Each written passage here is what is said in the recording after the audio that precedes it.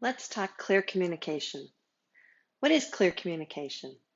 Clear communication is the practice of communicating in a way that is easy for the reader or listener to quickly understand. This includes clear language and clear formatting. What's clear language? Clear language is common words and simple sentences that help the reader or listener understand quickly and easily.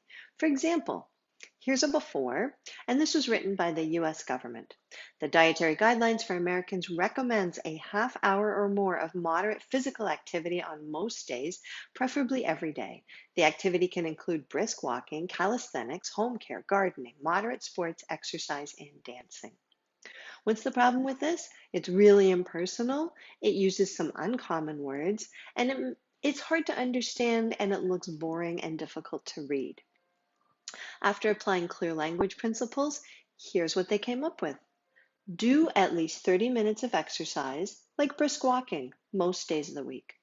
Do you see the difference? Do you see how much clearer it is? And also, it feels like it's friendly and it feels like it's speaking directly to us.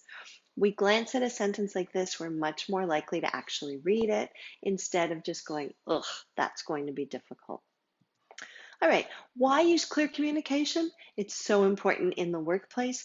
It'll affect your business relationships, even your personal relationships.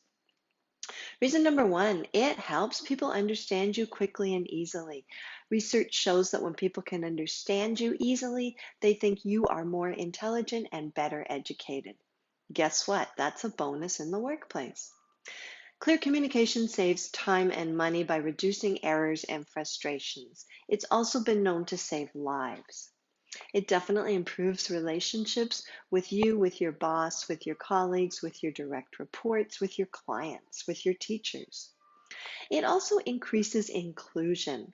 Most of us know what it's like to how left out we feel when we don't understand something. So by making sure that everybody understands quickly and easily, it increases the number of people that feel included in the conversation. As we know, a lot of people in our area have different first languages.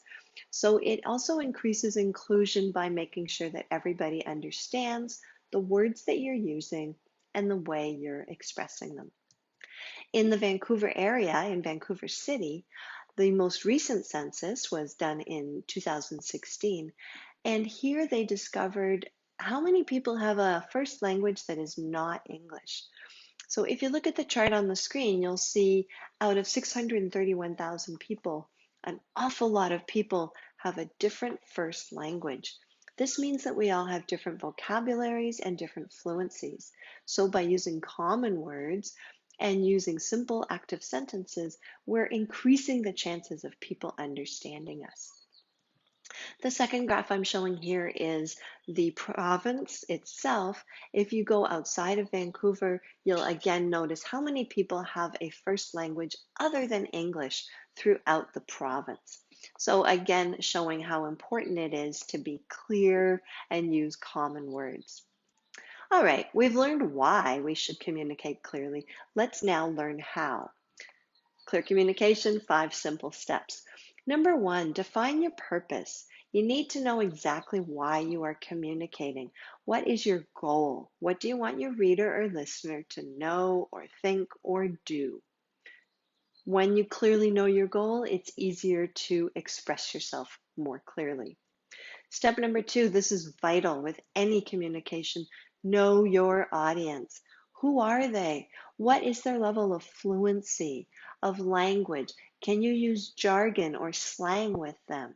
What are their goals? What is their understanding? What are they being distracted by? What are their common themes?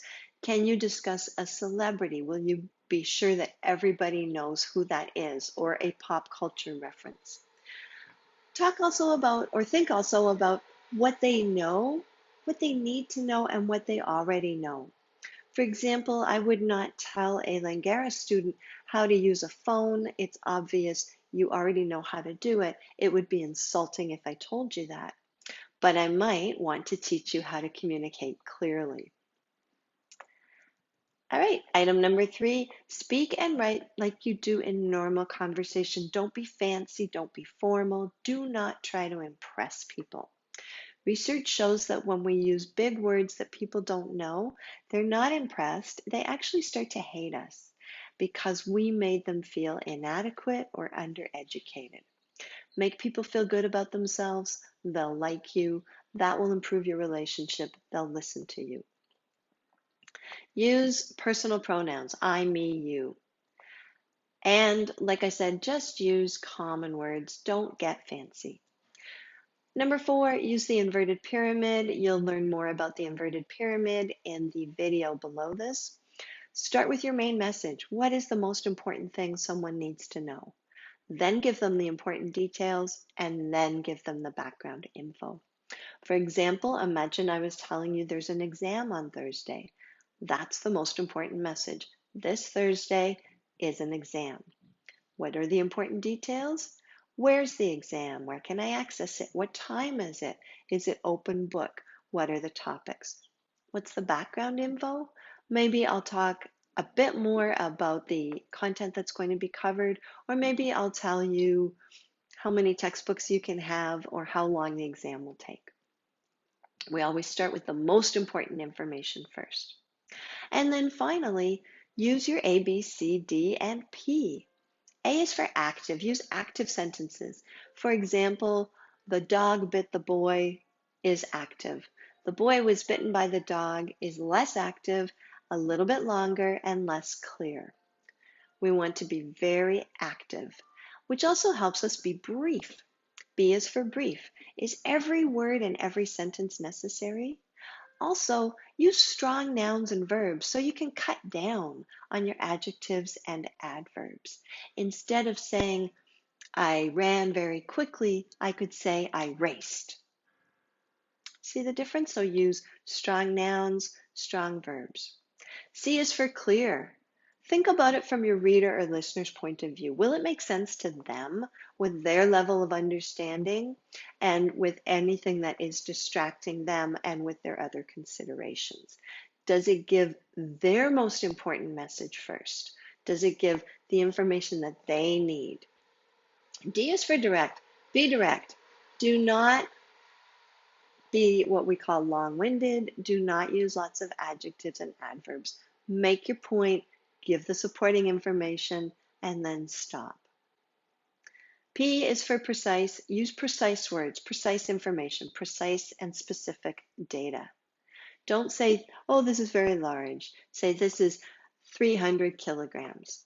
So be very precise. This helps you be more brief. All right, now you're an expert on clear communication. I'm going to leave you with a test. We'll discuss your results in class, so please think about this and write down your answer. Here's your test. I would like you to make this sentence more clear. Here we go. At this moment in time, we are pleased to predict that the results are expected to be favorable.